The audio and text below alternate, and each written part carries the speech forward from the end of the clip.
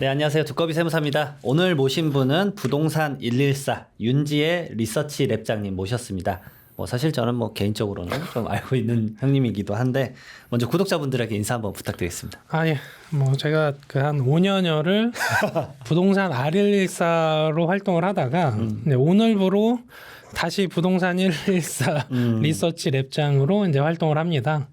기존에 저희가 벌써 한 25년 정도 된 기업이고요. 부동산 114라고 하면 다 아시고 부동산 114 쪽에서 어떤 활동을 할 때 저희가 언론 쪽에 시세라든지 공급 동향이라든지 이런 부분들을 발표할 때 대부분 제가 주관해서 컨펌을 한 다음에 나가는 자료들입니다. 그래서 저는 외부 활동 부동산 114에 이제 어떤 대외 얼굴 마담으로 좀 활동하고 있다 이렇게 소개드릴 수 있을 것 같습니다. 예. 거의 대변인이시죠. 대변인 잘못하면 확 가잖아요. 근데 직접 다 연구도 하시니까 사실 오늘 오랜만에 뵙는데 너무 피곤해 보이셔가지고 제가 걱정이 됩니다. 건강이. 요새 좀 저희 조금 이따 설명도 드리겠습니다. 플랫폼 쪽이 완전히 전면 개편되면서 거기에 이제 한두 달 정도 좀 올인하다 보니까 피폐해지고 있습니다. 삶이. 그런 시장 상황에 대한 플랫폼을 이렇게 만드셨는데 이제 첫 번째 질문부터 좀 드려보면 양도세 중과 유예가 끝났죠. 사실은 이제 이것에 대해서도 사실 랩장님이랑 많은 대화를 예전에 나눴었던 기억이 나는데 그래서 이제 매물 감소, 매물 걷어들이는 거 시작됐고 서울 집값은 저는 사실 올라갈 거라 당연히 예측을 했는데 여지없이 3주 연속 상승했다. 기사가 나오고 있는데 앞으로 더 상승할 것 같으신가요, 랩장님? 이런 부분들은 사실 개별 단지로 보나 서울 전체 현황으로 보나 혹은 강남 3구 중심으로 보나 전년도의 흐름들을 기반으로 해서 사실은 주간 단위의 흐름은 부동산 시장에서는 아주 짧은 시계열이고 사실은 긴 시계열에서 좀 봐야 되거든요. 그래서 기자님들도 이런 질문을 하세요. 올해 시장 전망 어떻게 될 것 같냐? 가격은 이제 구조적으로 5월 9일 이후에 오를 것 같냐? 이런 질문들 하시면 제 답변은 이거였습니다. 원래 구조적으로 오르고 있었다. 근데 또 구조적으로 오르는 게 뭐가 있냐? 예를 들어서 이런 거죠. 저희 플랫폼 개편된 화면에서 한번 설명드리면 이게 이제 r114.com이죠. 그렇죠. 원래 저희가 홈페이지 주소가 부동산 www.r114.com이었습니다. 그래서 부동산 114 명칭을 아예 홈페이지에 이 주소로 부동산 R114로 활동하자. 그리고 저희 이제 프로그램들이 다 R로 시작합니다. 리얼 에스테이트에서 오는 건데 그러다 보니까 했는데 제가 부동산 R114로 활동을 하면 계속 되물어보세요. 부동산 114가 거기냐? 맞아. 약간 R이 들어가니까. 계속 물어보시고 제가 이제 부동산 R114로 어떤 세미나를 하면 또 물어보세요. 왜 114 자료를 함부로 쓰냐? 원래 114 건데. 그래가지고 이게 벌써 5년이나 됐는데 계속 설명하려니까 힘든 거죠. 그냥 그대로 그러니까 저희 원래로. 쪽에 영업 부서, 이제 개발 부서 이런 쪽도 이참에 그냥 114로 다시 돌아가자. 그래서 다시 돌아간 거고요. 그러면서 동시에 저희가 플랫폼을 개편을 했습니다. 가장 특징적인 부분은 개별 단지에 대한 평가들을 일반인 기준에서 보는 시각이 아니고 전문가들, 그러니까 시장에서 한 10년 이상, 심하면 한 20년, 30년 된 분들이 와서 직접 평가를 하는 시스템을 만들었습니다. 그래서 예를 들어서 인기 단지죠. 메이플자이를 한번 보시면 여기 이제 이름만 들으면 다 아실 만한 분들이 여기 이제 코멘트를 달아놨고요. 거기에 이제 저희가 계속 섭외 중인데 경매와 관련된 최고의 전문가고요. 그리고 시장을 보는 최고의 전문가, 그리고 이제 교통 쪽을 보는 최고의 전문가고, 재개발 재건축 아시고 이건 저고요. 그리고 시장 보시는 또 전문가들 이렇게 해서 저희가 전문가분들을 계속 섭외하고 있습니다. 그래서 연말쯤 되면 한 30여 분 정도까지 확보가 될 거고요. 그 이후에는 섭외를 안 할 겁니다. 딱 30명 안에서만 계속 움직일 거예요. 왜냐하면 시장 전체로 봤을 때 전문가 풀이라는 게 사실은 50명 내외에 있습니다. 네, 저를 포함해서. 그렇죠, 그렇죠. 내외에 있으니까 그 기준에서 사실은 전문가를 저희가 114 플랫폼에서 키울 수도 있고 원래 있던 전문가들을 활용할 수도 있고 이런 상황인데 이 단지에 대한 평가를 보시는 것도 보시는 거지만 시세를 보면 알 수가 있는 거예요. 레미안 원벨을 한번 보시면 그 저도 만점을 줬거든요. 레미안 원벨요. 그래서 요 교통 전문하시는 전문가님도 만점을 줬습니다. 여기 네, 김재영 박사도 있네요. 그리고 여기서 이제 시세 구간을 보시면 실거래가라는 것들은 이렇게 쭉 오르다가 정부의 규제에 따라서 이렇게 조금 주춤할 때도 있습니다. 반면에 이제 시세라는 것들은 사실은 평균 가격에 대한 개념이거든요. 그러다 보니까 쭉 올라가죠. 오히려 더 올라가네. 왜냐하면 이런 거예요. 그 실거래가랑 시세랑 항상 헷갈려 하시는데 정부가 규제하면 규제할수록 그 한 시점의 거래는 갑자기 그 빠질 수도 있잖아요. 그쵸. 그래서 실거래가는 시세라기보다는 한 지점의 가격이고요. 시세라는 것들은 전체 모수의 그 평균적으로 여러 번 거래된 거의 추이라고 보시면 되는 거죠. 그래서 평균의 개념이 시세고 실거래가의 개념은 그 한 시점에 그렇죠. 대한 거니까 그게 좀 다르다. 그래서 흐름 자체는 이렇게 시세로 보시는데 그래서 첫 번째 질문으로 다시 돌아오면 제가 이제 작년에 시장 전망을 할 때 올해만큼 그러니까 2025년만큼 2026년도 뜨거울 거다 이렇게 평가를 해드렸어요. 전년도에 서울의 그 강남 3구 혹은 이제 송파구 이런 데들 보시면 한 15에서 20% 올랐습니다. 엄청 올랐죠. 네, 급등이죠. 네. 한강벨트는 한 10% 정도 올랐고 우리가 익히 좀 외곽지라고 분류하는 노도강 금강구는 한 1에서 2% 이 정도 수준밖에 안 올랐습니다.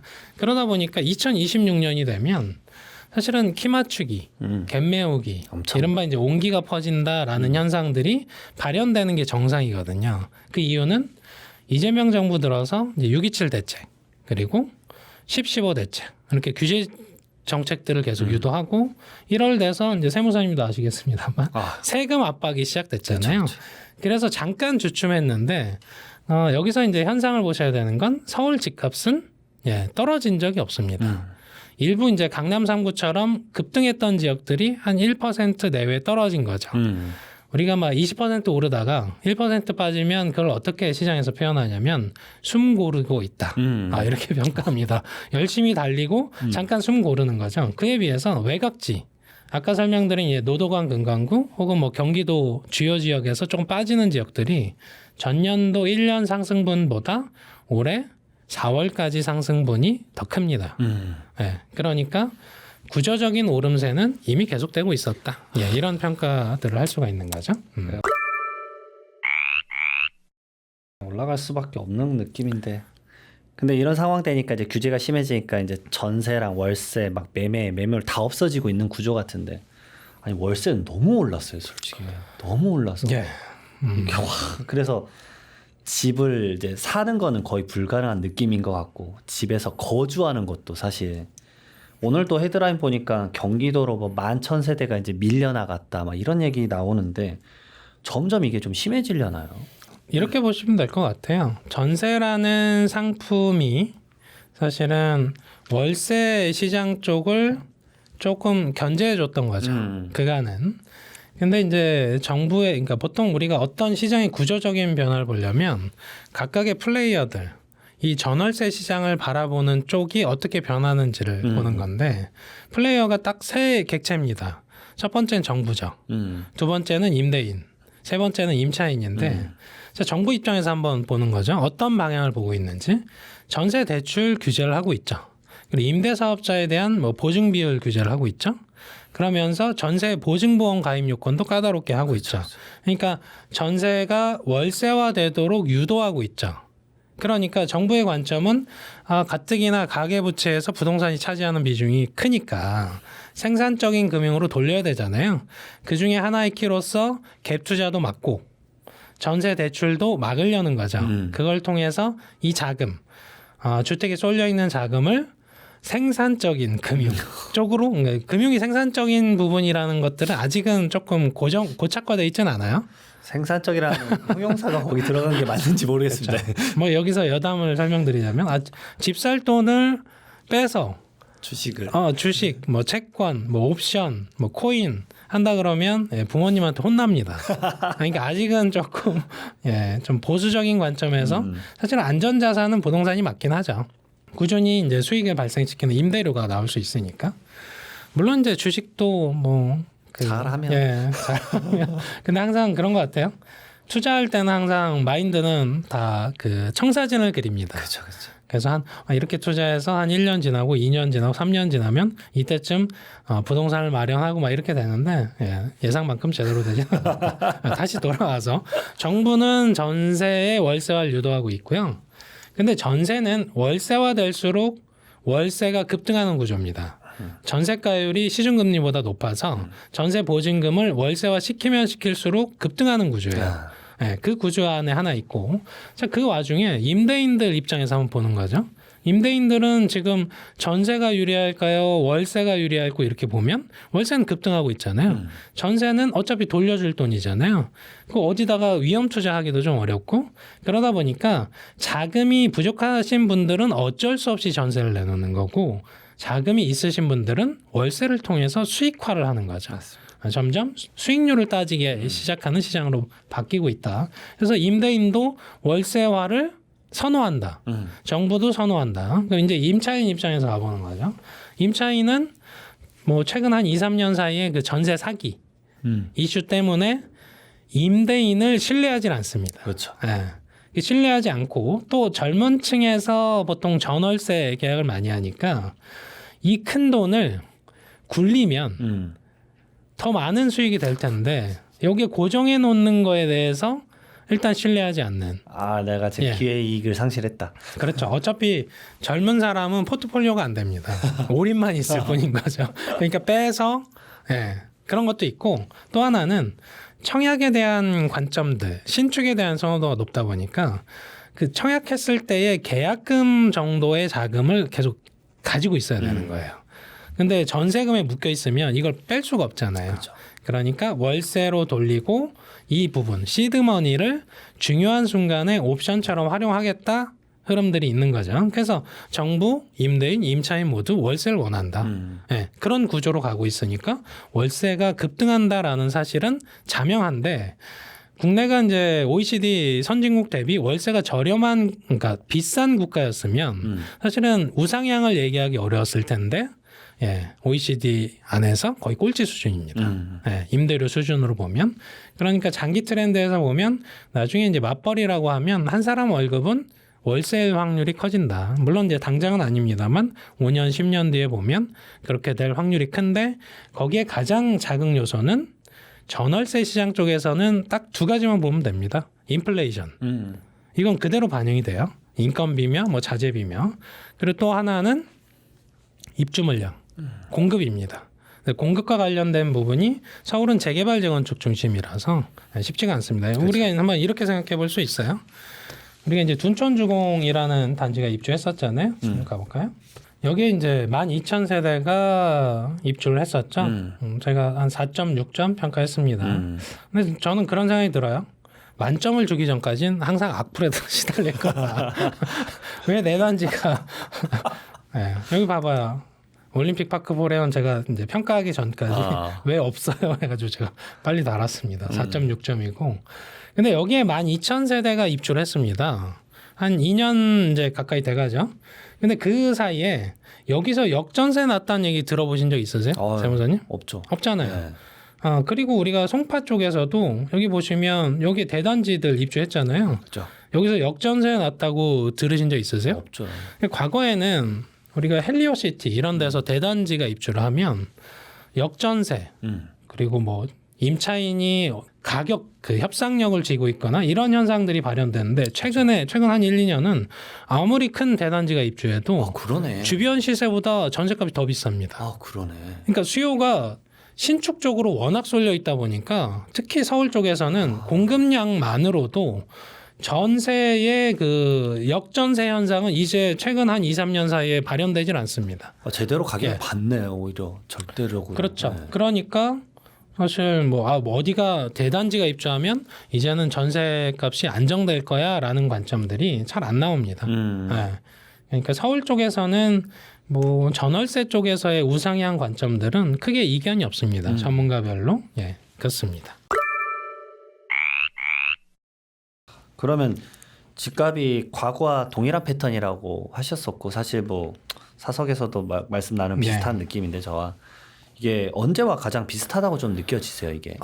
저는 그렇게 생각합니다. 사실 제가 문재인 정부 1년 차 때의 가격 세미나에서 제가 자주 사용하는 자료인데 그리고 이재명 정부에서의 1년 차 가격 많이 닮아 있습니다.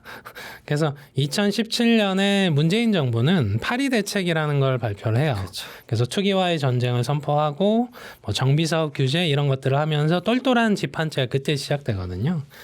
그런데 파리 대책을 발표하기 전의 구도를 보면 박근혜 정부였죠. 박근혜 정부가 탄핵되고 문재인 정부가 5월에 집권을 했고요. 그리고 이재명 정부는 윤석열 정부가 탄핵됐고 맞습니다. 6월에 집권했습니다. 비슷하죠. 집권 시점도 비슷하고 그리고 가격 추이도 보시면 쭉 올라가는 흐름에서 문재인 정부도 파리 대책을 발표하니까 꺾입니다. 근데 여기서 항상 이제 시장에서 잘못 판단한 부분은 상승폭이 꺾이는 건 상승폭 둔화를 얘기하는 거예요. 마이너스 전환을 얘기하는 게 아니거든요. 마찬가지로 이재명 정부도 6.27 대책을 발표했죠. 머릿속에 그려보시면 쭉 이렇게 가다가 6.27 대책 발표하고 쭉 꺾입니다. 그래서 원래 한 1.6%까지 오르던 게 한 0.7, 8%까지 쭉 그 상승폭이 줄어요. 그리고 다시 이제 9.7 공급 대책을 발표하니까 이제 이재명 정부에서도 이게 공급이 이게 될 거야? 라는 부분들이 시장의 좀 신뢰 부분들을 좀 먹다 보니까 사실 공급에 대한 것들을 이렇게 보시면 되게 간단해요. 그 내용들을 한번 뜯어보시고 가슴에 손을 얹고 이런 생각 해보는 거죠. 저게 언제 될까? 네, 언제 될지 한번 현실적인 부분을 가늠을 해보자. 우리가 이제 129 공급 대책도 올해 내놨거든요. 그러면 과천 경마장 부지, 그렇죠. 용산 국제업무지구 부지, 그리고 이제 노원 태릉 부지 있잖아요. 이게 어디서 많이 들어본 거예요. 문재인 정부 때 유유부지 개발 계획으로 이미 나왔던 겁니다. 그렇죠. 그렇죠. 근데 잘 안 됐죠. 네. 그래서 그럼 바뀐 게 뭐냐? 용산과 노원 태릉 부지는 똑같아요. 근데 과천 청사 부지였는데 경마장 부지로 바뀌었어요. 그런데 언제 착공하냐? 2028년, 29년 착공입니다. 그럼 요거는 차치하고 그러면 9.7 공급 대책에 나왔던 그런 공급 대책, 뭐 정비 사업과 그리고 뭐 빈집 활성화하는 거와 3기 신도시와 이런 것들 이런 거 한번 산정해 보시면 사실은 뭐 공급 얘기로 갑자기 왔습니다만 원래 택지 개발도 한 7, 8년 걸립니다. 그렇죠. 시작하면. 그러니까 여기서 사람들이 이제 신뢰감이 떨어지다 보니까 또 급등해요.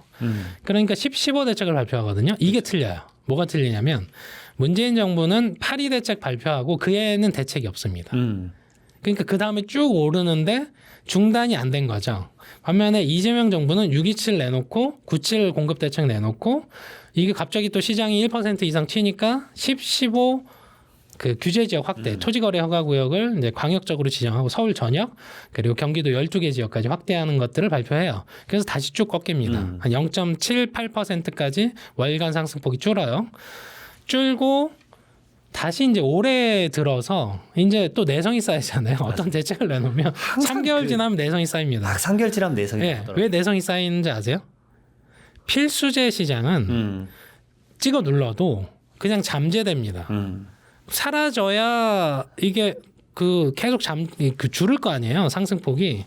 근데 이게 필수재 시장이다 보니까 대출을 6억 원을 해주든 5억 원을 해주든 내가 가지고 있는 가용 자산 내에서 생애 주기 내에서 해결을 해야 되는 거예요.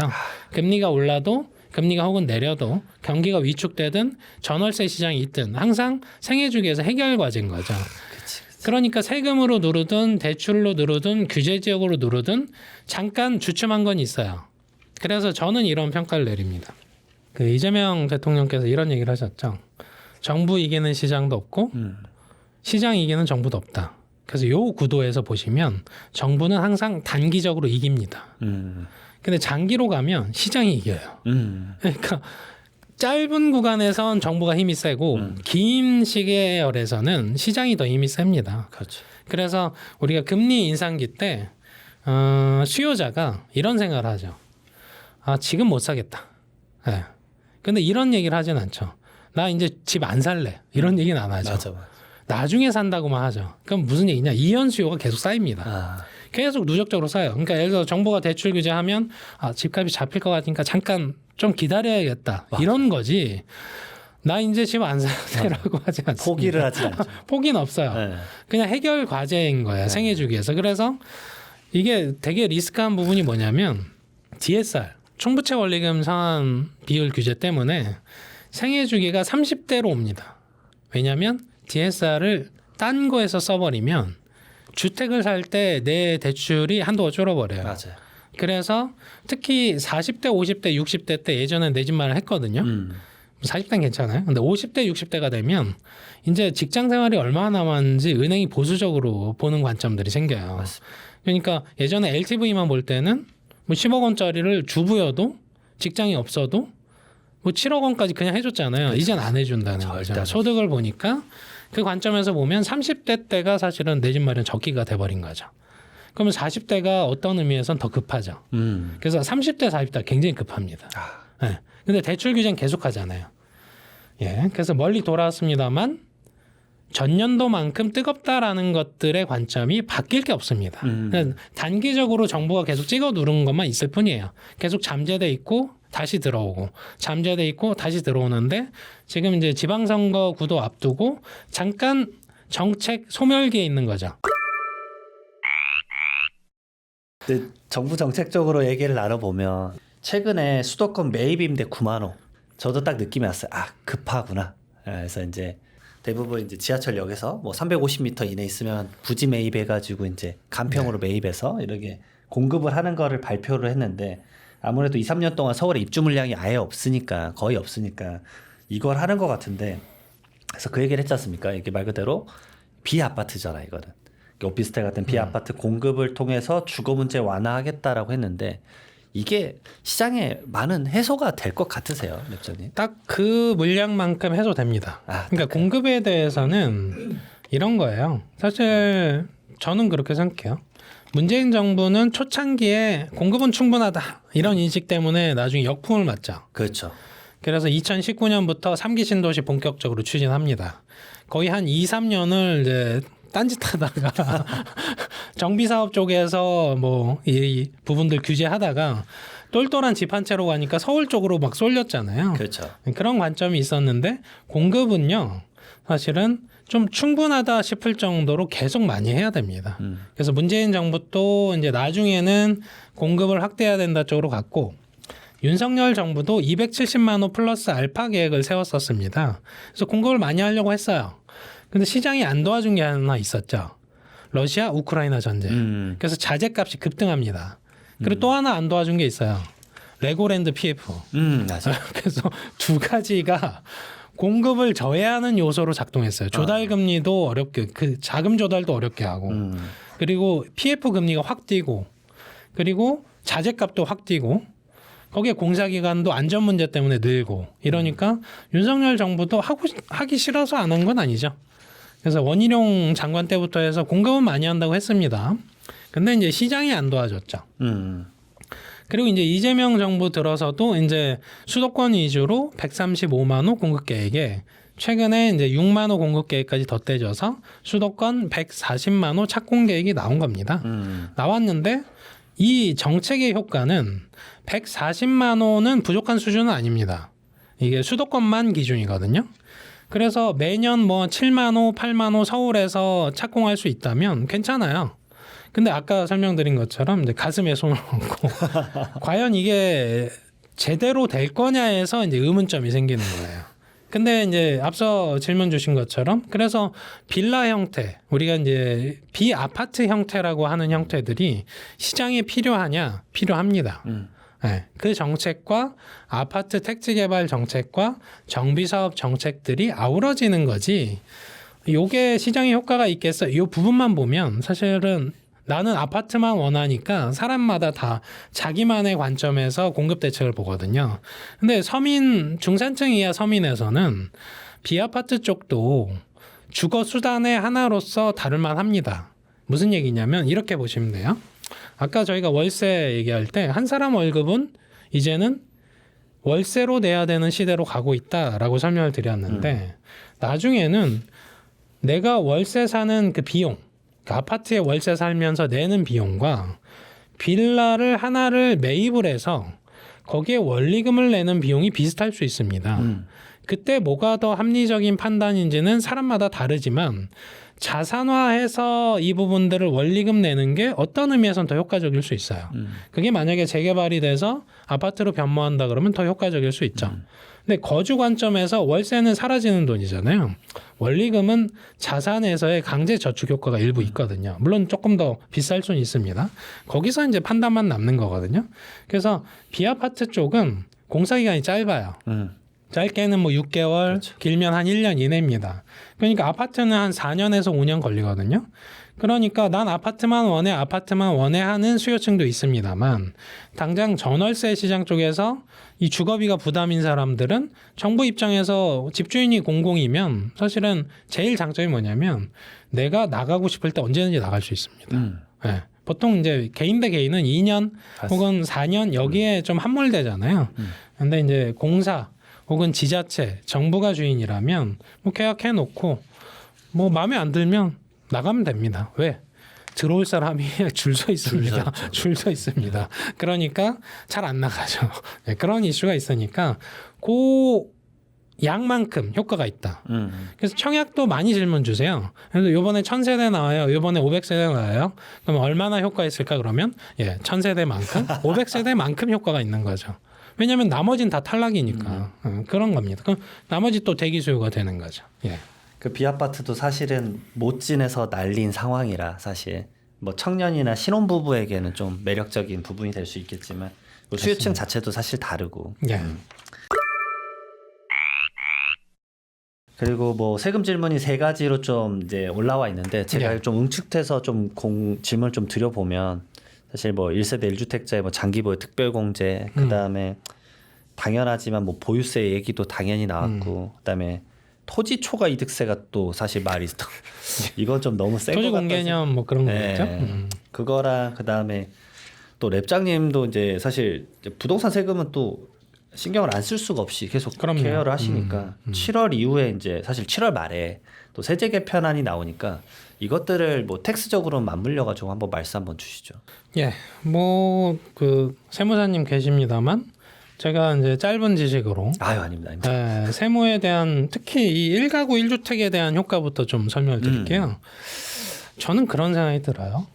1가구 1주택을 온전히 그 거주 비거주를 과연 발라낼 수 있을까? 아, 예, 현실적으로. 그럼 발라내서 이 비거주 하니까 너는 투자 관점이야 해서 중과했을 때 우리가 보통 어떤 제도가 바뀌면 절세 전략도 같이 바뀌잖아요. 맞아요. 그렇죠? 그러면 거주를 해야지만 중과세를 안 맞겠구나라고 하면 1주택자의 대다수의 1순위 선택지는 거주를 한다로 가죠. 그렇죠. 예, 거주를 해서 세금을 아낍니다.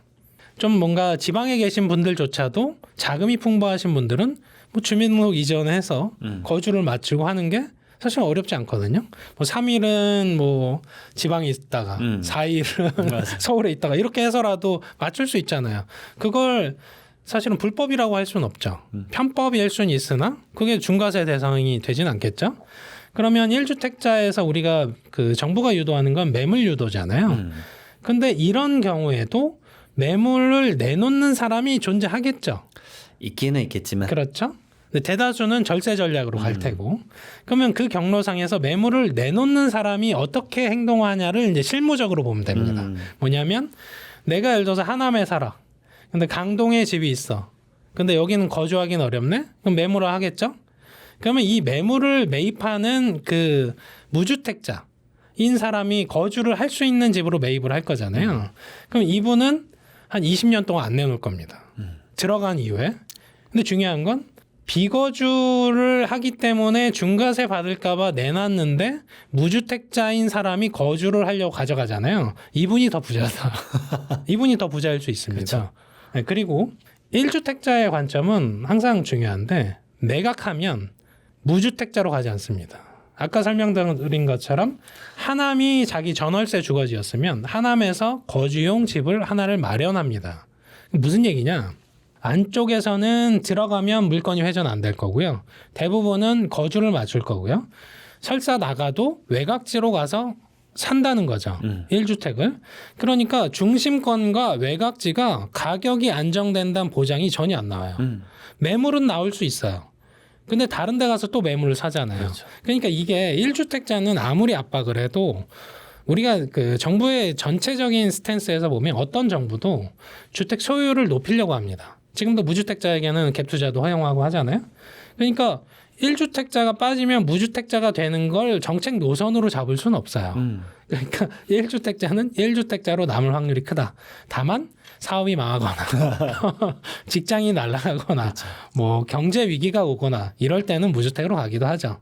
그게 아니라면 다시 1주택으로 가니까 이 1주택자 압박은 효과적이지 않다. 전 총액의 변동이 거의 없을 것 같아요, 사실. 네. 오히려 무주택자가 들어와서 주택 소유율이 올라가면서 회전율이 떨어지니까 선호 지역에서는 오히려 가격이 오를 수 있는 이슈가 됩니다. 네, 사실 무주택자가 똘똘한 한 채 소유하게 된 꼴이니까 예. 그래도 동결효과 생겨버릴 것 같은데. 저 그 시장의 사례로서 저희 그 사이트 하나로 설명을 드릴게요. 압구정에 한번 가보는 거죠. 우리가 이제 시장이 증명하는 것들을 항상 그 보셔야 되는데 압구정 현대라는 지역이 있잖아요. 여기도 이제 저희가 평점을 해놨고 그래서 신현대에 한번 가보면 시세를 한번 보는 거죠. 시세를 보시면 쭉 이제 실거래가 기준으로 쭉 오르다가 이제 규제에 의해서 잠깐 주춤하죠. 시세 기준으로 한번 가보면 예, 전형적인 우상향 패턴이 나오죠. 근데 이제 압구정을 한번 생각해 보세요. 규제에서 빠진 적이 없습니다. 예, 토지거래 허가고요. 뭐 대출 규제. 지금 한도 규제도 받으니까 2억 원밖에 대출이 안 나오죠. 거의 뭐 예, 몇십. 그래서 규제 총합인데 지난 한 2년 동안 가장 많이 올랐습니다. 맞아요. 규제 역설인 거죠. 그래서 시장이 증명하는 부분들을 애써 외면하시면 안 됩니다. 이렇게 규제를 온몸으로 봤는데 온몸으로 시장을 리드하고 있습니다. 그러니까 이런 부분들 고려했을 때 규제만으로 가격이 잡힌다라는 관점들은 예, 그렇게 썩 유쾌한 형태들로 나와 있지 않다. 그리고 우리가 지금 규제 지역도 확대했잖아요. 과거에 이제 문재인 정부 때 부분을 보시면 전 국토의 절반이 규제 지역이었죠.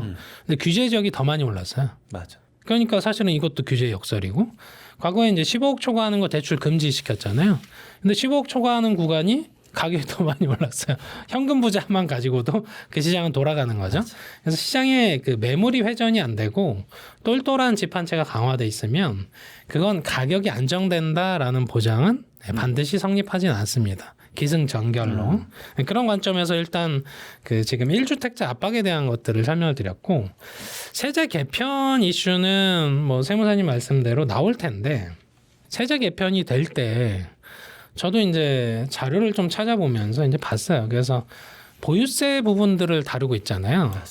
근데 우리가 계속 부동산 보유세 이렇게 얘기를 하는데 정작 시장에서 지금 얘기하는 정책은 주택 보유세잖아요. 그렇죠. 그러면서 주택에서도 아파트 보유세 얘기에 좀 더 가까워요.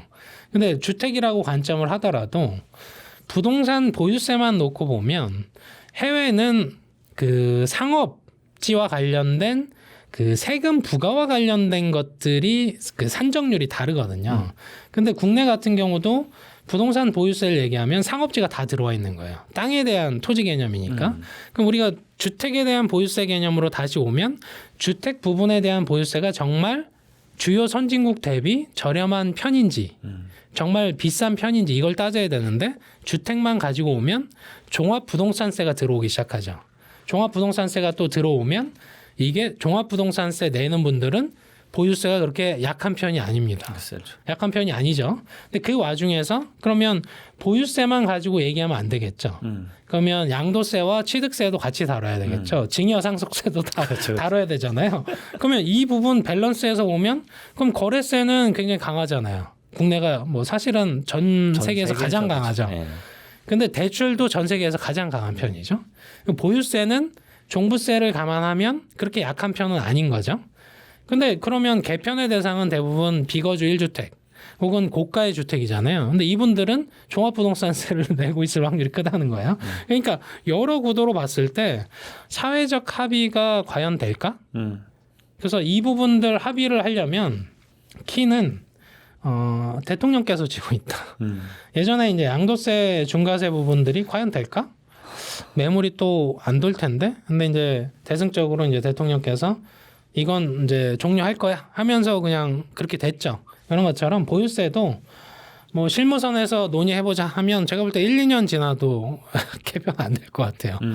설사 개편을 해도 굉장히 점진적으로 개편을 할 것 같아요. 하다못해 공시가격, 뭐 공정시장가격 비율도 마찬가지입니다. 그래서 그 부분 봤을 때 리더가 대승적으로 뭐 1%대 보유세로 가자 하지 않는 이상 논의하다가 4년 지날 것 같습니다.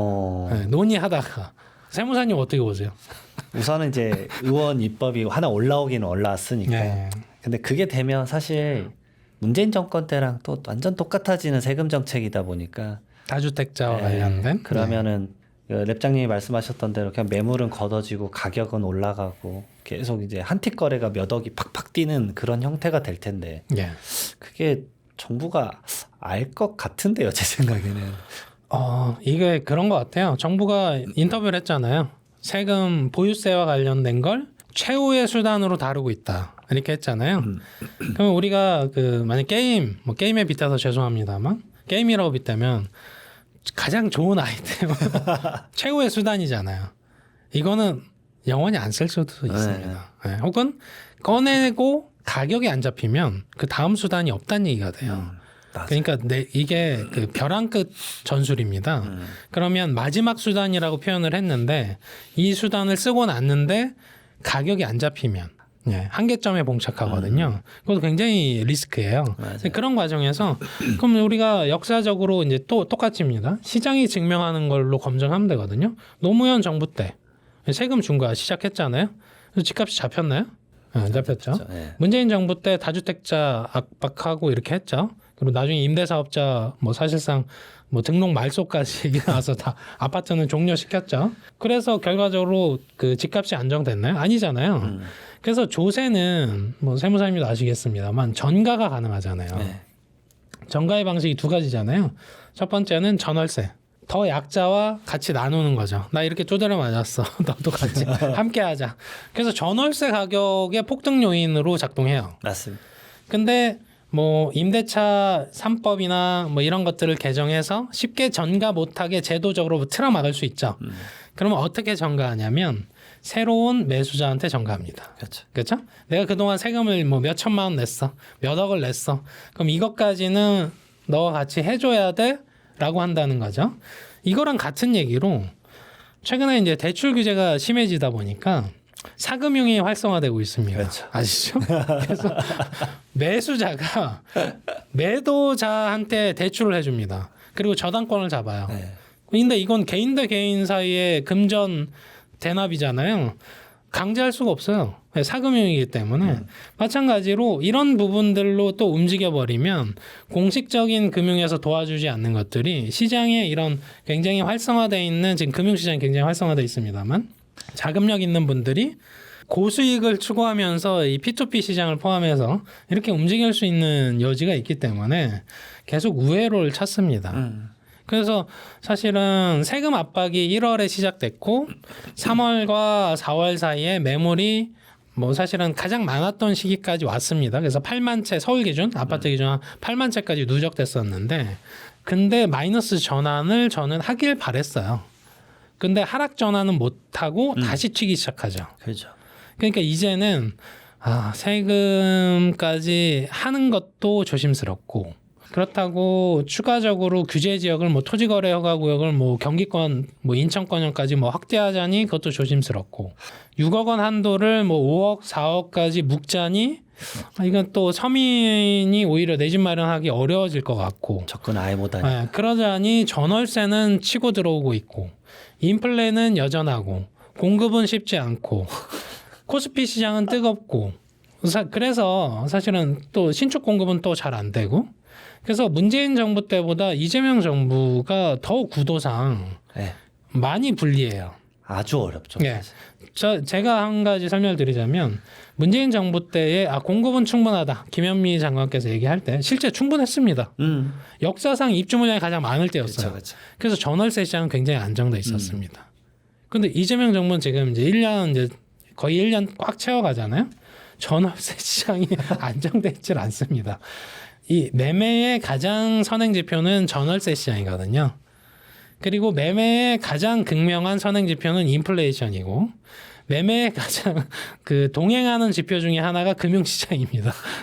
그러니까 이런 시장에서의 유동성 부분들도 지금 통제가 안 되는데 반드시 이제 우리가 거시경제만 봐도 지금 반도체 호황 때문에 전년도에 1% 한 0.8에서 0.9% 성장했는데 올해 성장 기대치가 2.5%잖아요. 엄청 높아졌죠. 네. 근데 부동산 시장만 안정되는 걸 추구하는 게 현실에서는 쉽지 않습니다.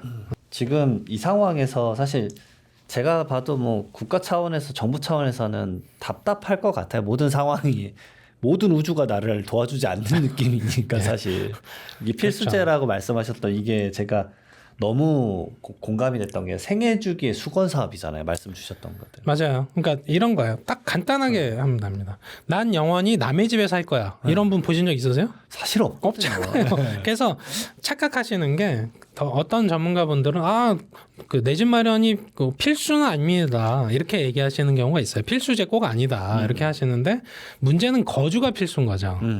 거주가 필수인데 난 영원히 남의 집에 살 거야가 없으니까 그래서 매매가 필수제 기능을 하는 거라는 거예요. 필수제의 가장 큰 특징이 선택지가 몇 개 없습니다.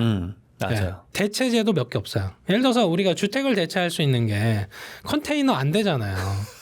텐트 안 되잖아요. 대체제가 없어요. 주택은 주택만 가능하고요. 필수제다 보니까 주택을 마련하는 방식은 딱 두 가지입니다. 내 집이냐 남의 집이냐. 두 가지뿐이죠. 가끔 그런 질문 하세요. 전 엄마 집에 살아요. 이렇게. 그러면 엄마도 내 집이냐 남의 집이냐 둘 중에 하나죠. 그리고 또 하나. 그러면 이걸 내 집 마련할 때도 경로가 두 가지뿐이에요. 신축이냐 구축이냐. 이 두 가지뿐이거든요. 그러면 신축은 청약을 얘기하는 거고요. 분양. 구축은 기존 주택에서 내 자금 여력, 주머니 사정에서 마련하는 방식을 얘기하는데 요새 분양가가 문제죠. 주변 시세보다 비쌉니다. 강남 상구 빼고 뭐 용산구 빼고 너무 놀래가지고 예. 잠깐만 이게 분양가라고 프리미엄 들어간 거 아니야? 뭐 이런 정도의 가격이니까. 최근에 이제 노량진, 흑석 이런 데서 분양하는 거 보시면 최근에 이제 흑석에서 그 서밋이라는 단지가 분양하거든요. 28억이요? 28억, 29억 정도 하는데 저렇게 비싸 하지만 웬걸 다 팔립니다. 그렇죠. 네. 노량진에서 나온 건 한 22억 정도 했거든요. 웬걸 다 팔립니다. 다 팔리고요. 전년도에 서울 쪽에 청약 경쟁률이 154대 1인데 역대 2위였습니다. 그래서 요새 기자님들이 많이 질문 주세요. 청약 통장 무용론이 있잖아요. 네, 정말 무용이냐? 그래서 이것도 시계열의 문제인데 한 1, 2년을 보면 청약통장 가입자 이탈합니다. 근데 10년 전에 청약통장 1순위 가입자를 보시면 한 1,400만 명 정도 돼요. 근데 지금이 몇만 명이냐? 1,700만 명입니다. 무슨 얘기냐면 원래 한 1,800만 명까지 1순위자가 찍었다가 최근에 한 1,700만 명이 됐으니까 100만 명이 줄은 거잖아요. 그러면 한 1, 2년만 보면 청약통장 이제 소용없구나. 청약 경쟁률도 점점 떨어지겠지 하는데 웬걸? 박근혜 정부 때보다 1순위자가 더 많습니다. 그러니까 절대치로 보면 대기 수요가 여전히 풍부하고 서울에 3만 가구가 나와도 대기 수요를 3만 가구 수준을 커버하고 나머지만 가지고도 초과 수요 지역이다. 그렇죠. 이렇게 보는 거예요. 이 상황에서 정부가 그러면 더 강력한 대책을 낼 것 같으세요? 아니면 뭐 제가 봤을 때 스탠스가 그쪽이실 것 같긴 한데 완화된 걸 나오진 않을 것 같은데 혹시나 너무 했으니 또 완화가 나올 것 같다라는 게 있으신지 혹시? 정책 부분들을 제가 전공을 했습니다만 정권 한 6개월, 1년 이내에서는 변경할 수 있어요. 우리가 문재인 정부 때 공급은 충분하다 하다가 공급을 많이 하는 쪽으로 바뀌었듯이 변경할 여지가 있거든요. 근데 정책 쪽에서의 약간 확증 편향으로 흐르면 스텝이 꼬입니다. 스텝이 꼬이고 다시 돌리다 보면 여기서 문제가 커져요. 요거의 하나의 사례가 오세훈 서울시장의 토지거래 허가구역 사례입니다. 이제 주민의 재산권을 너무 제약하고 있어요. 그러니까 재산권 때문에 해제하겠습니다. 해제하고 한 달여 만에 재지정하죠. 이게 스텝이 꼬이는 형태예요. 근데 그러고도 집값은 안 잡힙니다만 그 상승폭이 약간 제어되죠. 그런데 이런 부분도 내성이 쌓이면서 결과적으로 계속 규제 지역으로 남아있던 이런 압구정 지역들이 가격이 잡힌 게 아니고요. 올라가죠. 그리고 강남 3구, 용산구 다 그 토지거래 허가구역으로 그때 지정했잖아요. 그래서 강남 3구, 용산구가 조용해졌어요? 아니잖아요. 그래서 그런 데서 스텝이 꼬이는데 이게 그 기대 심리를 자극합니다. 규제를 하다가 규제를 풀면 무슨 심리를 자극하냐면 제가 한동안 많이 한 얘기가 있습니다. 작년까지 많이 했는데 요새는 잘 안 해요.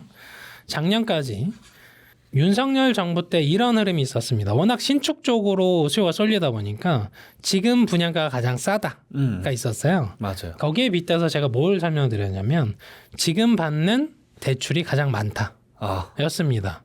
전년도에 계속 설명을 했는데 올해 들어서 이제 뭐 전년도 이제 이재명 정부 들어서 6억 원 한도로 규제하면서부터는 잘 얘기 안 해요. 잘 얘기 안 합니다만 여전히 지금 받는 대출금이 가장 많은 겁니다. 더 강화되면 강화됐지. 강화될 확률이 크고 만약에 풀었다. 풀 것 같지 않습니다만 풀었다. 그래서 뭐 8억 실수요자에 한해서는 좀 풀 수도 있잖아요. 원래 신생아는 9억 원 주택에 5억 한도 이렇게 돼 있었잖아요. 그 한도도 줄긴 했어요. 정책 모기지에서. 근데 이런 부분들이 풀면 무슨 생각을 하냐면 제가 이제 무주택자라고 가정해서 살려고 그랬는데 대출 규제 때문에 못 샀어. 근데 뭐 풀어줬네? 그럼 내가 대상이 되면 삽니다. 사기 시작해요. 왜 사냐면 다시 막을까 봐. 네. 다 그거 있어요. 다시 규제할까 봐. 왜? 지금 빨리 해야 된다. 생애주기 안에서 해결하려고 했는데 규제해서 해결 못 했잖아요. 그래서 뒤로 미룬 이유가 자금이 덜 모여서거든요. 근데 자금이 덜 모였는데 풀어주면 다시 들어옵니다. 그 불안감은 정책에 대한 약간 신뢰도가 이제 자주 흔들거려서 그랬을까요? 이 말 그대로 이제 매수하려는 분들의 플레이어 분들 입장에서 봤었을 때 약간 그 관점도 있으려나? 그러니까 공급량들이 시장에 원활하게 돌고 있거나 뭐 금리가 급격하게 오르거나 혹은 금융위기 상황이거나 경제가 굉장히 침체돼 있으면 사실 규제 안 해도 가격이 빠집니다. 가격이 이제 접근을 못하니. 이 주택 시장의 가격이 빠지는 원리는 다주택자가 많이 사서의 관점보다 1주택자가 팔기 시작하면 가격이 빠집니다. 1주택자조차도 나는 이제 이 주택을 유지 못하겠어. 버티 못하겠다. 예, 금리가 급격히 상승할 때 우리가 20% 가까이 빠졌잖아요. 노동강은 그 20% 빠진 거 계속 회복 중이죠, 최근에. 근데 왜 빠지냐? 거기에 영끌하신 분들이 많았잖아요. 그러니까 파는 거예요. 파는데 매수자도 금리가 급격하게 오르니까 부담이잖아요. 대출도 안 나오고. 그러니까 매물화만 많이 되는 거죠. 이럴 때 가격이 빠집니다. 근데 이제 강남 3구는 그러면 왜 가격이 빨리 회복됐냐? 여기는 문재인 정부 때 그 12-16 대책으로 15억 초과하는 아파트는 대출을 제로로 만들어 버려요. 그러니까 2019년 당시니까 그때부터 이 그 15억 초과하는 대출에 대한 걸 한도를 푼 게 윤석열 정부 때거든요. 그러니까 한 4-5년 동안 현금 부자 시장이었던 거죠. 금리가 오르면 상관이 없죠. 현금 부자 시장이었으니까. 그래서 금리에 대해서 우리가 이제 두 가지 관점을 설명드리면 중산층 이하 서민은 뺏어가는 돈만 얘기합니다. 이자가 비싸졌어요. 요새 힘들어요. 현금이 한 10억 있으신 분들이 통장에 있으신 분들은 이제 기분이 좋아지죠. 예, 갑자기 생활이 되기 시작하거든요. 예, 이자만으로. 그렇죠. 그래서 현금 부자들은 금리가 오를 때 해피해지고요. 그리고 현금이 부족하신 분들은 굉장히 우울해지는 구도니까 금리는 굉장히 상반된 구도를 줍니다. 그래서 강남 3구가 왜 회복이 빨랐냐? 여기는 가만히 있어도 계속 부자가 되고 있었습니다. 그래서 회복이 빨랐다라는 거예요.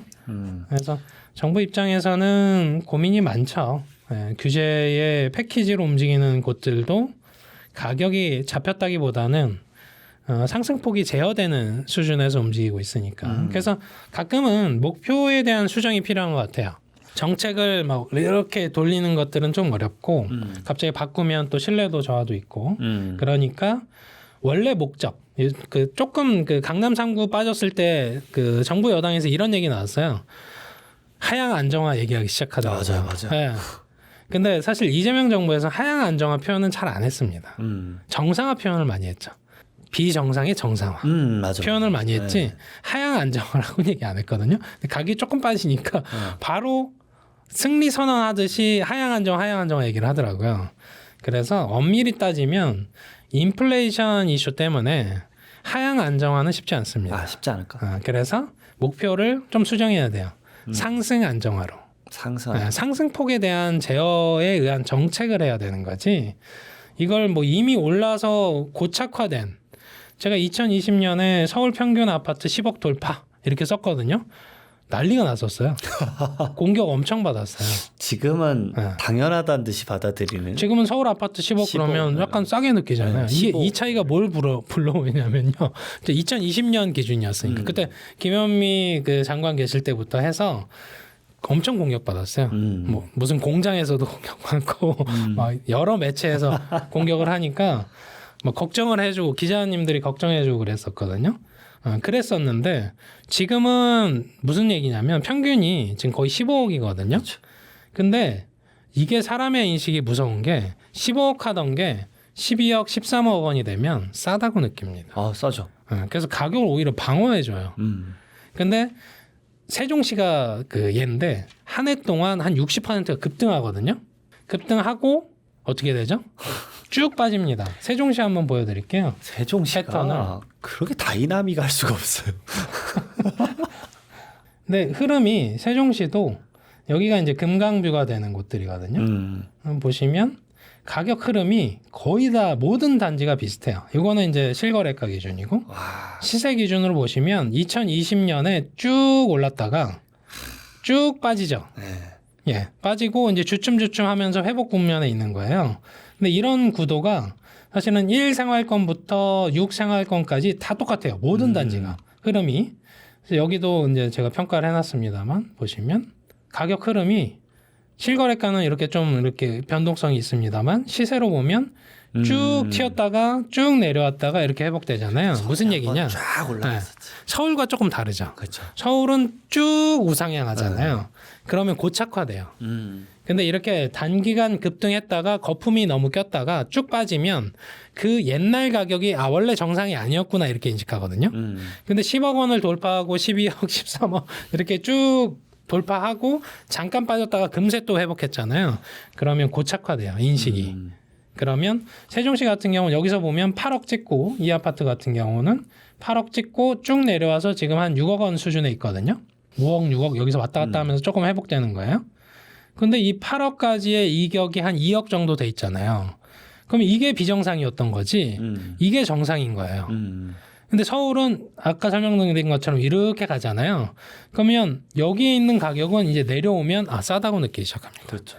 근데 분양가만 놓고 보면 분양가 설명을 드리면 서울 쪽의 분양가가 지금 이제 강남 3구와 용산구가 그렇게 분양가 상한제로 로또 청약으로 싸게 나왔어도 15년 만에 역전됐습니다. 분양가가 시세보다 이제 비싸졌어요. 왜? 분양가는 인플레이션을 바로 반영합니다. 공사비, 인건비, 조달금리 다 반영해요. 근데 시세는 바로바로 반영을 못하죠. 경기 변동에 따른 것도 있고 규제에 의한 것도 있으니까 그래서 순차적으로 반영해요. 그래서 분양가가 먼저 튀고 나중에 시세가 그걸 쫓아갑니다. 그러면 이런 현상들에서 오늘도 질문을 받았습니다만 지방 쪽도 최근 들어서 가격이 오릅니다. 오. 그럼 왜 오르냐? 대구 그렇게 미분양 심했고 뭐 지금 부산도 심했고 울산도 심했는데 가격이 올라요. 맞아. 왜 그러냐? 대구가 회복이 좀 되고 있는 것 같더라고요.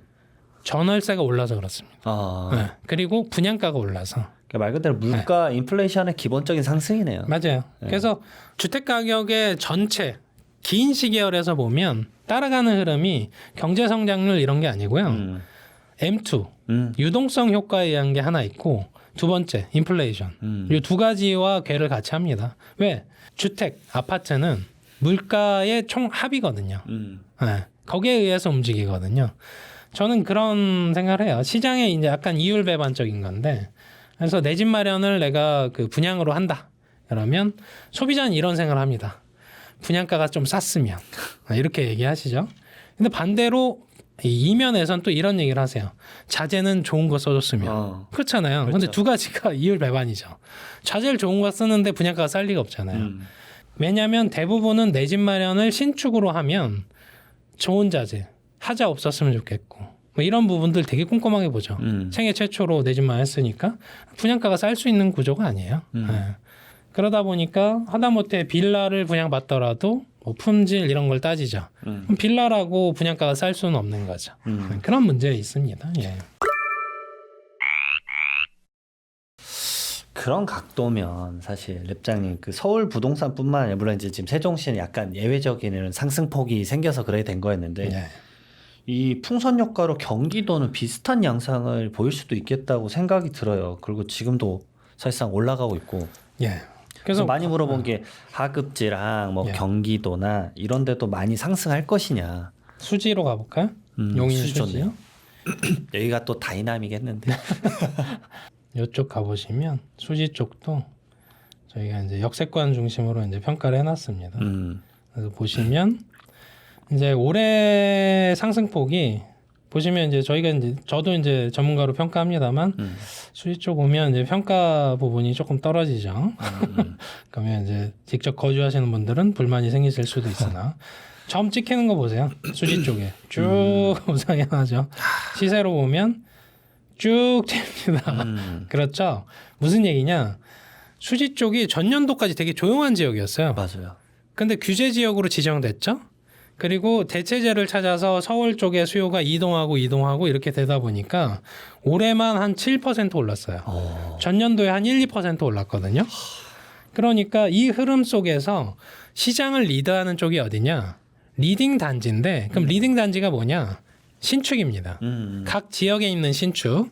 그래서 과거에는 뭐 서울이 오르면 서울 외곽지 노도강이 오르고 노도강이 오르면 그 서울 경계점에 있는 경기도. 인접지 경기도가 오르고 경기도가 어느 정도 오르면 뭐 인천으로 하고 5대 광역시로 하고 이런 흐름인데 지금 그렇게 퍼지는 게 아니고요. 신축부터 오릅니다. 각 지역에 있는. 오. 네. 그러니까 지역으로 보면 저긴 조용하네. 라고 해서 그 안에 들어가서 신축을 보면 그 안은 전쟁터. 네, 신축은 최고가. 지금 보시면 이런 단지들 신축이거든요. 최고가예요. 네, 흐름 보시면. 최고가 쭉 이렇게 점 찍히는 거 보시면 최고가를 찍잖아요. 시세로 보셔도 쭉 찍죠. 이렇게 찍잖아요. 그래서 뭐 평가 안 하는 이런 노후 단지를 보시더라도 쭉 보시면 이렇게 찍히잖아요. 이렇게 실거래가 찍히고 쭉 올라가죠. 그래서 지난 과거의 고점을 회복해 버리잖아요. 그래서 일단 신축에서 먼저 튀고 주변에 있는 준신축 10년 차 이내 그리고 이제 기축으로 가서 15년 차 이내, 20년 차 이내 이렇게 연식으로 퍼지면서 올라갑니다.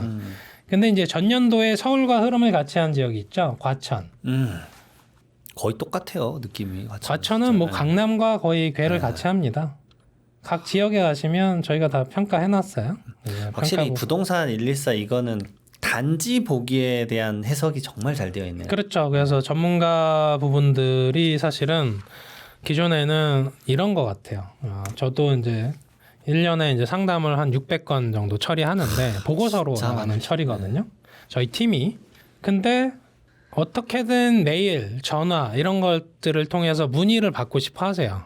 근데 이제 몸이 하나다 보니까 그쵸. 다 설명을 못 드리잖아요. 다 끝도 없죠. 그래서 제가 고민하기를 전문가들을 다 모아서 여기에 코멘트를 달아드리면 의사결정할 때 굉장히 유의미하게 언제든지 와서 그러니까 일단 뭐 지역에 한번 돌더라도 현장 탐방을 하고 전문가는 이렇게 생각하는구나를 한번 인식하고 다시 한번 보고 최종적으로 계약하기 전에 다른 전문가 의견이 또 있으면 한번 보고 이러면서 의사결정의 지표로서 작동하는데 돈이 안 들어요. 로그인만 하시면 됩니다. 로그인만 하시면 볼 수 있어요. 그런데 이런 과천들 한번 시세 흐름을 볼게요.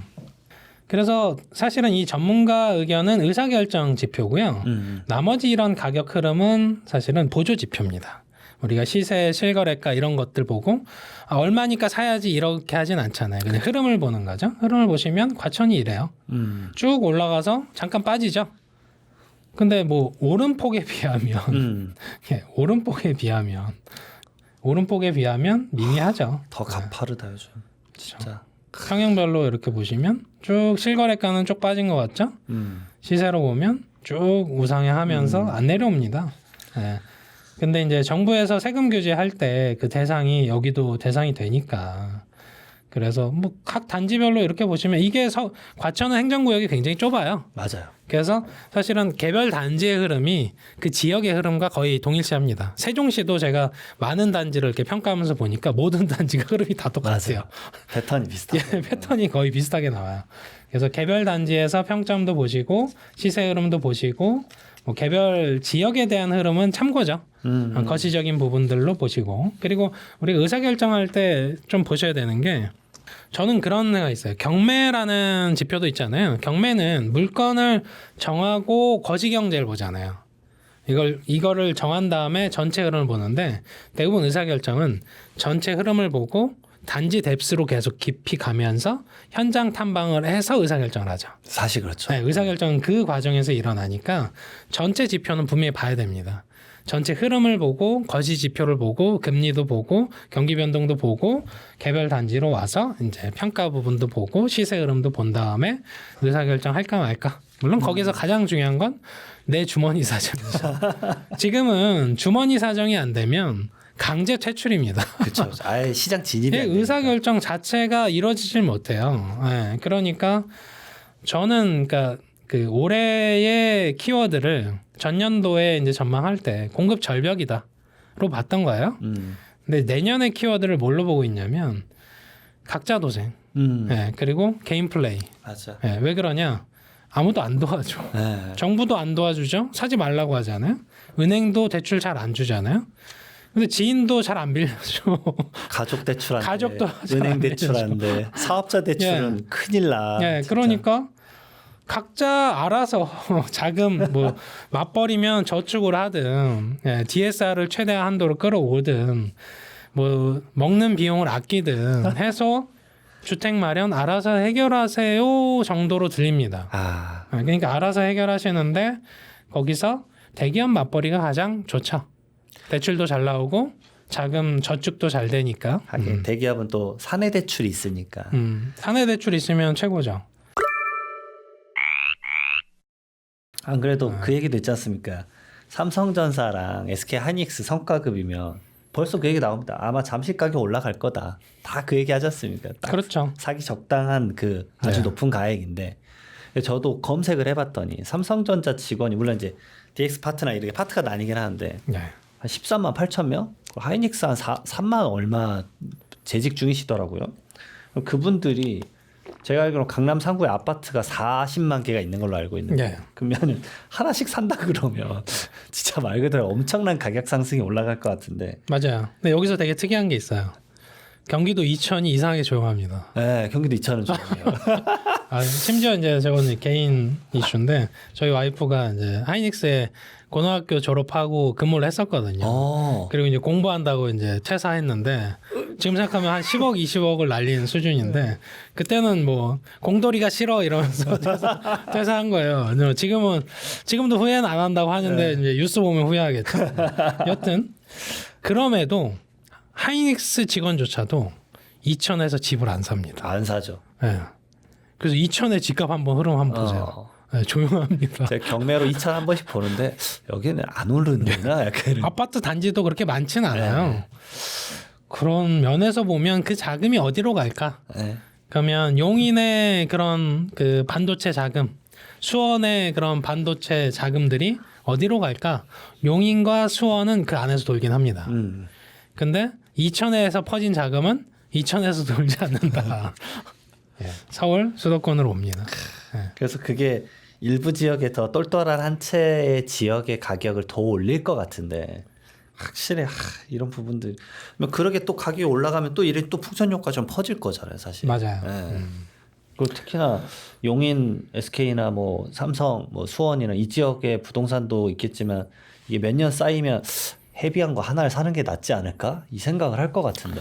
맞아요. 수원 쪽도 지금 뭐 제가 이제 수원 쪽도 평가를 해놨습니다만 뭐 가격이 싸지가 않아요. 그러니까 체감상 수원도 가격이 우리가 네. 그 수원이라고 하는 지역들 뭐 정자동 쪽에 한번 가서 보시면 우리가 이제 정자동이 여러 군데니까 이렇게 수원역으로 한번 가볼까요?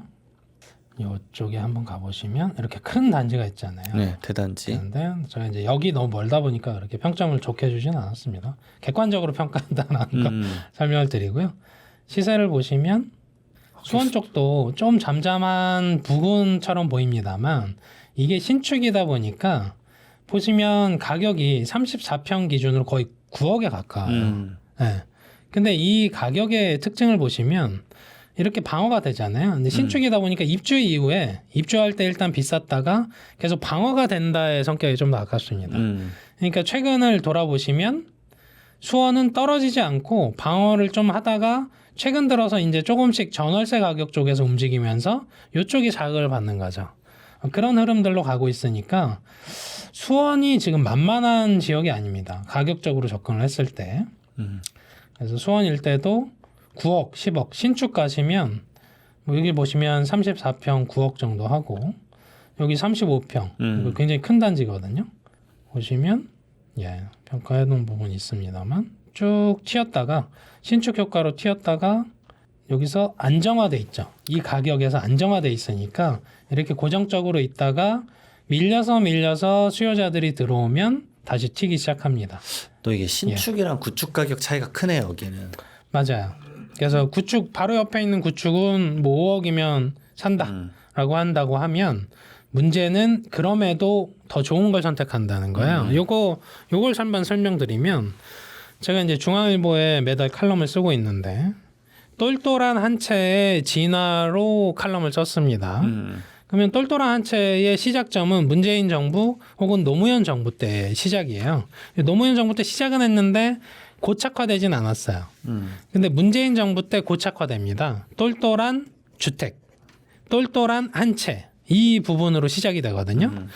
이게 이제 윤석열 정부로 오면서 제가 우크라이나 러시아 전쟁 설명드렸듯이 얼죽신 현상들이 발생해요. 얼어 죽어도 신축. 그렇죠. 그래서 이게 진화합니다. 똘똘한 주택 하나가 주택과 한 채였잖아요. 이게 똘똘한 신축 아파트 한 채로 진화합니다. 빡세다. 네, 신축 연식을 보기 시작하고 유형을 아파트를 보기 시작하는 거예요. 똘똘한 신축 아파트 한 채로 가요. 그리고 최근에 또 진화하고 있잖아요. 똘똘한 거주용 신축 아파트 한 채로 바뀌었습니다. 트렌드가. 거주까지 이제 맞춰야 되는 거예요. 거주까지 들어가. 그렇죠. 근데 이런 흐름에서 똘똘한 한 채라는 흐름이 강화되면 강화될수록 주택이라는 재화는 심하면 수십억, 웬만하면 몇 억이잖아요. 그래서 대부분 이제는 인생을 걸어야 돼요. 하나 살 때. 맞아. 그리고 그걸 통해서 이제 뭐 스테이크 먹을 게 돈가스로 바뀌고 이런 그 어려움들이 발생한다는 거죠. 무슨 얘기냐? 어떤 재화를 신중하게 선택하면 할수록 가장 좋은 거 하나만 선택합니다. 근데 그러면 그럴수록 선호 지역 가격은 안 빠집니다. 절대 안 빠지죠. 예. 어떤 재화를 신중하게 선택하는데 그 가격이 쌀 리가 없잖아요. 그러니까 똘똘함이 계속 강화되고 있거든요. 거주까지 돼서. 그러면 그럴수록 서울, 그러면 그럴수록 한강뷰, 희소제로 가거든요. 그러면 그럴수록 신축. 근데 이 구도가 서울 수도권을 지방에 있는 자산가들까지 들어온다는 거예요. 아, 그렇죠. 네. 그리고 여기서의 문제가 우리가 다주택자라는 구도에서 한번 생각해 보시면 과거에는 서울에 집 한 채가 있어도 지방에 가서 하나를 더 사기도 했어요. 세컨드홈 혹은 별장. 난 바다뷰가 보이는 아파트도 하나 더 갖고 싶어. 맞아요. 뭐 동해 뭐 그럼 이런. 강원도 와서 하나 더 사고. 네. 심지어 서울 집을 팔고 강원도로 가기도 했어요. 아이고야. 그러고 이제 굉장히 많은 후회들이 회자되기도 했습니다.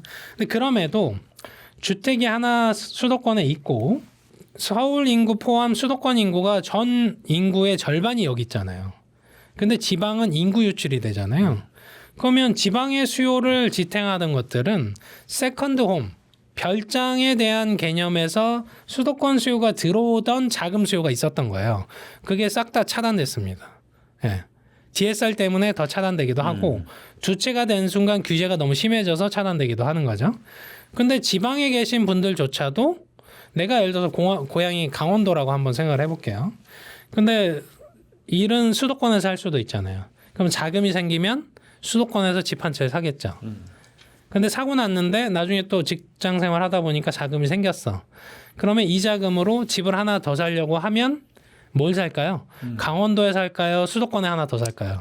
소중하게 수도권을 수도권에 또 하나를 삽니다. 이런 문제 때문에 자금력 있는 사람들이 다 서울 수도권만 들어오는 거예요. 지방은 쳐다도 안 보는 거죠. 안 봅니다. 네, 그러니까 그 관점에서 보면 똘똘한 한 채가 지금의 가격의 원인입니다. 그 원인이 진단이 됐으면 똘똘한 한 채를 어떻게 허물까에 대해서 대체재 시장을 마련해 줘야 되는 거예요. 아파트 시장 위주로 돼 있는 걸 비아파트 시장을 활성화시켜 주면서 비아파트식으로 수요가 이동하면 인센티브를 주면 되잖아요. 뭐 금리라든지 대출 한도라든지. 자, 일례로 이런 설명을 드릴게요. 우리가 627 대책을 발표할 때 6억 원 한도 규제를 했잖아요. 근데 왜 외곽지, 수도권 외곽지에 있는 고급 주택까지 6억 원 한도 규제를 해야 되는 거죠? 거기 수요로 빠져주면 좋은 거 아니에요? 맞아. 정책적으로 자금이? 근데 빌라를 사든 맞아. 아파트를 사든 다 이거. 외곽지에 사든 주택이면 다 6억 원입니다.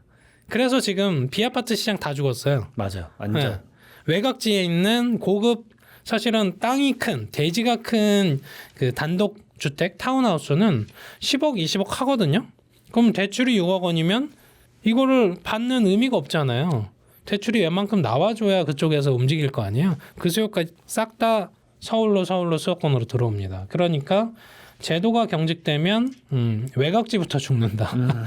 네. 쉽지 않겠네. 그래서 1주택자가 매도하고 외곽지로 빠지고 그 다주택자 매물 유도하고 이런 과정에서 뭐 선호 지역은 계속 물건이 회전이 안 되고 외곽지 쪽은 그래도 물건들이 생길 텐데 거기서 사실은 뭐 출퇴근을 하는 것 자체가 너무 불편하니까 외곽지 쪽에 매물이 많이 되는 건 의미가 없죠. 국토부 쪽에서 최근에 이제 무주택자가 1주택자가 되면 전월세 물건이 하나 나온다 이렇게 얘기했잖아요. 예, 그럼 핵심지에서 나오는 게 아니잖아요. 그렇죠, 그렇죠. 지역에 대한 개념으로 들어가면 외곽지에서는 나올 수 있죠. 하나가 빠졌으니까. 근데 핵심지는 들어갔으니까 안 나오겠죠. 절대 안 나오죠. 진짜로. 그런 질문도 있습니다. 그 대학가 주변에 이제 원룸이나 뭐 이런 빌라들 유형이 있잖아요. 이걸 이제 다주택자를 규제해서 매물화가 되면 그걸 학생이 살 리가 없잖아요. 직장인이 사겠죠. 지금 경매 사이트 가면 빌라가 예. 기본적인 유찰이 3회인 것 같습니다. 3, 4회. 막 그래도 DSR 때문에 대학생은 소득이 없으니까 절대 못 사죠. 못 사죠. 그럼 직장인이 사고 거기에 거주하던 대학생은 퇴출되는 거죠. 그러니까 사실은 의도한 바대로 시장이 움직이려면 시장의 현상을 잘 파악해야 됩니다. 쉽지 않죠. 그리고 내 집 마련 부분에서도 말씀을 좀 랩장님이 주셨는데 예. 현재 무주택자분들에 대한 뭔가 이제 사실 주변에 지인분들 상담도 많으실 것 같은데 예. 전세는 제가 봤을 때 진짜 힘든 것 같고 진짜 월세는 만약 혼자 지낸다 그러면 월세에 본인의 급여를 많이 넣어야 될 것 같고 정말로 맞아요. 그래서 집을 사야 하는 상황에 놓이게 된 것 같은데 약간 이게 진짜 어려운 문제인 것 같아. 방금 이제 각자도생이라고 거의 답을 말씀 주신 예. 것 같아가지고 주머니 사정에 따라서 네. 구도가 바뀝니다. 근데 지금이라도 이제 사실 이젠 영끌이라는 단어도 무의미한 것 같아요. 영끌이 안 돼요. 말씀 주셨던 대로. 제가 그런 얘기 많이 했어요. 제가 작년부터 많이 했는데 영혼은 담보 가치가 없습니다. 지금. 예전엔 담보 가치로 좀 인정해줬어요. 저 뭐 이렇게 뭐 뭔가 그러니까 사람 냄새가 나는 대출이 있었던 거죠. 좀 이러니까 조금만 더 이런 게 있었어요. 지금은 알차가 없습니다. 영혼은 담보 가치가 제로입니다. 그래서 요새 뭐 외곽지에 가서 영끌했네 하는데 은행이 영끌을 받아주질 않습니다. 그렇죠. 아예 안 돼. 그러니까 영혼은 담보 가치가 없다. 이거는 부모님의 영혼 아닐까요? 부모님도 영혼이 있으려면 자금 여력이 좀 되시는 거죠. 그렇죠. 네. 아니 오죽하면 지금 대법이 화랑이니까 대법 이자가 낮아졌다고 하지 않습니까? 그럴 수 있겠네요. 워낙 경쟁을 하니까. 근데 이 상황에서 진짜로 집값 떨어질 것이다 생각해가지고 이제 추후에 또 이제 내 집 마련하겠다라고 하는데 네. 이런 분들에게는 아까 어느 정도의 답을 좀 주신 것 같기는 해요. 결국은 인플레이션이랑 M2 통화량 자체가 계속 늘어나니까 기본적으로 좀 올라갈 것 같은데 그래도 이런 분들에게 어떤 좀 생각을 했으면 좋겠다라고 많이 말씀을 좀 하는 편이신지. 예, 뭐 일단은 기본 전제는 주머니 사정에 따라서 의사결정 구도는 달라지고 내가 선택할 수 있는 물건도 달라집니다. 그리고 각자의 생활권이 다 다르니까 저는 그런 생각이 들어요. 저는 이제 마포 쪽에 거주한데 갑자기 하남 가서 청약하진 않겠죠. 생활권이라는 게 그래서 중요한 거예요. 뭐 강동 가서 청약하거나 이러지 않습니다. 생활권이라는 것들이 있어서 그래서 각자의 생활권을 고려하시는데 주머니 사정이 각자 다르니까 그러면 내가 가용할 수 있는 자금에서 가장 최선의 선택을 해야 되는 거잖아요. 근데 사실 긴 시계열에서 보면 여전히 핵심지 한강벨트 쪽에 희소재를 선택하는 게 맞습니다. 근데 이건 자산군이 상당하잖아요. 그래서 막 그럼에도 나는 희소재를 추천을 해주세요 하면 그래도 한강 쪽에 영구뷰가 가능한 나홀로 아파트도 괜찮다라고 추천합니다. 그쪽은 재건축을 하면 그 뷰 때문에 값어치가 있거든요. 그래서 빌라든 나홀로 아파트든 거기서 희소재를 찾으려는 좀 노력들이 필요하고요. 그럼에도 단기 시각에서 보면 이제는 이런 겁니다. 구리시 서울 경계점에 있는 쪽으로 한번 가보는 거예요. 가보시면 가격대가 그래도 접근 가능한 수준에서 형성이 되어 있습니다. 그쵸? 구리시는 또 조정 대상 지역이나 이런 걸로 안 묶여 있으니까. 맞아요. 지금. 비규제 지역으로 돼 있고 여기도 신축은 비싸요. 보시면 11억이래요. 그리고 이게 이제 리딩 단지인데 역세권이잖아요. 8호선 개통하기 전에 많이 추천을 드렸는데 이제는 너무 올라 버려서 아이고. 보시면 개통하고 나서 쭉 오릅니다. 8호선이면 송파 가기도 편한데. 맞아요. 쭉 오르죠. 시세가. 와. 개통이 전년도에 했거든요. 쭉 치잖아요. 개통 전에 매입했으면 많이 지금 한 1억 정도는 회피한 상황이 유도가 되는 거죠. 단지 가격으로 봤었을 때는 20% 이상 오른 거잖아요. 맞아요. 그럼 이제 여기서 이제 저평가된 걸 찾을 때는 이게 이제 메인이잖아요. 근데 메인이 비싸니까 주변에 재건축할 수 있는 그래도 개통하고 나서 가격 부담이 조금 덜한 이런 역세권에 있는 것들을 찾는 거예요. 이렇게 개별 단지에서 이제 규모가 좀 작은 단지들은 제가 그 연말까지 한 10,000개 단지 구축할 거거든요. 그럼 그때 이제 코멘트들 달고 해드릴 텐데 그래도 가격 부담이 좀 덜한 곳들을 찾는 거고요. 그럼에도 구리도 비싸다. 그러면 이렇게 다산까지 가는 거죠. 다산까지 가서 가격대를 비교해 보는 거예요. 그럼에도 여긴 신축이라서 좀 비싸거든요. 근데 이런 데들은 조금 저렴한 구도에서 면적을 이제 포기하거나 이런 구도가 나오는데 무슨 설명을 드리는 거냐면 난 인서울을 꼭 해야 돼. 그러면 연식을 포기해야 되고요. 돈이 없다면. 그리고 면적을 좁혀야 돼요. 그러니까 면적을 좁혀서라도 나는 서울, 인서울이 중요해 라는 분들은 그걸 선택하는 거고요. 그럼에도 난 면적이 자녀 교육 때문에 자녀가 2명이라서 33평형 전용 8사는 필요해. 그러면 지역을 바꿔야 돼요. 지역을 바꿔서 나는 신축에 33평을 추구할 거야. 그러면 이렇게 다산, 진건 이런 쪽으로 오시는 거예요. 별내 이런 쪽으로 가시는 거죠. 이렇게 해서 그러다 보면 이제 왕수까지 가서 이제 분양을 받아야 되는 경우들이 생길 수 있는 거예요. 3기 신도시로 넘어가서. 3기 신도시 쪽으로 가는. 근데 이제 우리가 3기 신도시 쪽으로 가면 반드시 이게 된다라는 보장이 없잖아요. 그렇죠. 청약 당첨이. 그러니까 내가 가용 자산 내에서 지금 선택을 하려고 할 때 서울 경계점에 있는 단지 위주로 가격이 한 2억 원, 3억 원 정도 저렴하다. 그러면 한번 선택을 해볼 수 있는 거고요. 성남 쪽으로 한번 가보시면 여기는 이제 고가 지역이고 분당 쪽이고 성남 구시가지 쪽으로 가시면 사실 이쪽 지역도 사실은 인접 지역에서 지금 위례 신도시와 바로 바라보고 있잖아요. 그렇죠. 그러다 보니까 상대적으로 요 가격 구간 이렇게 대단지들 막 5,000세대 되는 대단지는 그렇게 싸진 않습니다.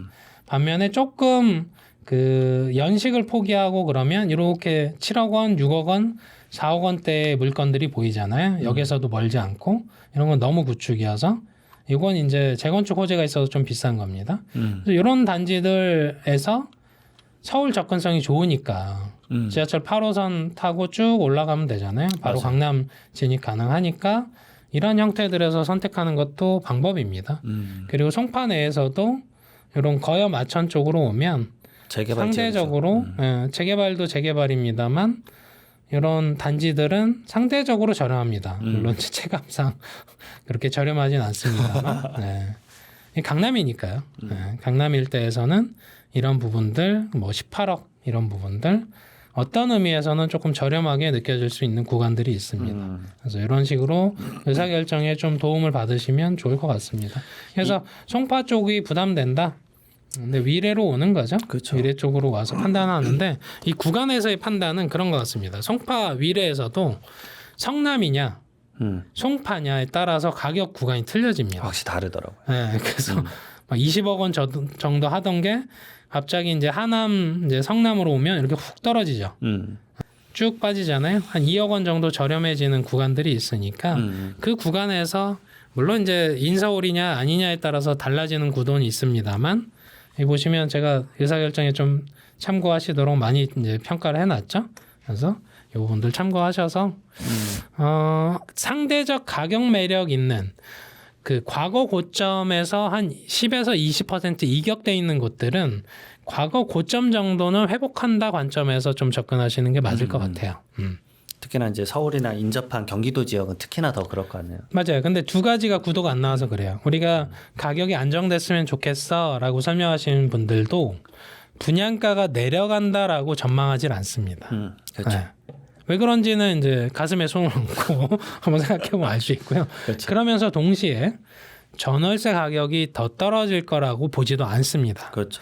자, 근데 잘 이제 현실적으로 대입해 보면 분양가도 안 떨어질 것 같고 전월세도 계속 오를 것 같다라고는 마음에 손을 얹고 생각하면 그렇게 생각합니다만 매매가는 어떻게 떨어질까요? 네. 그렇잖아요. 구도가 안 나오잖아요. 현실적인 부분들을 대입해 보면 그래서 한 1, 2년 전 뭐 긴 시기열에서 많이 떨어졌을 때부터 사실은 여건이 되시는 분들은 내 집 마련하셔라 라고 설명을 드렸던 게 지금 받는 대출이 가장 싸다의 그 근저였습니다. 언제 규제해서 또 대출을 안 내줄지. 한때 우리가 윤석열 정부에서 그 보금자리 론에서 그 특례 보금자리 론 지금은 이제 좀 잊혀진 존재가 돼 있습니다만 그게 그때 DSR 안 봤어요. 치트키였죠. 네, DTI, LTV 요거 위주로 봤거든요. 아주 많이 나왔었죠. 네, 그러니까 그거 위주로 9억 원 이하에서 내 집 마련하기 좋은 환경을 만들어줬죠. 그때 내 집 마련하신 분들이 지금 시점에 후회하고 있나요? 그러니까 대부분 후회 안 하고 있잖아요.